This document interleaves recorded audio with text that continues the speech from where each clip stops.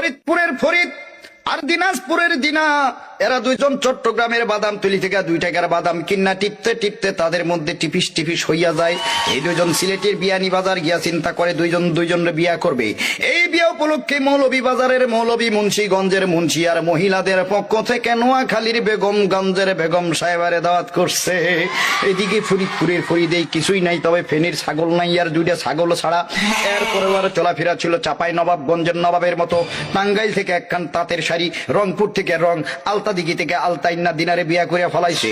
এদিকে দিনার বাপ সিরাজগঞ্জের সিরাজে মিয়া ছিল মেলা টাকা পয়সার মালিক, কারণ রংপুরে ছিল তার রঙের ব্যবসার, সুনামগঞ্জে ছিল তার বহুত সুনাম।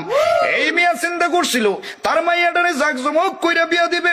যেমন মাগুরা থেকে মাগুর মাছ, সাতক্ষীরা থেকে 7 মণ দুধ, কুড়িগ্রাম থেকে 20টা খাসি আর গাইবান্ধা থেকে 1 ডজন গাই আইনা বরিশালের বরিনারু বানাইয়া, লালমনিরহাট থেকে লাল রঙের শাড়ি কিন্না, যশোর বেনাপুল থেকে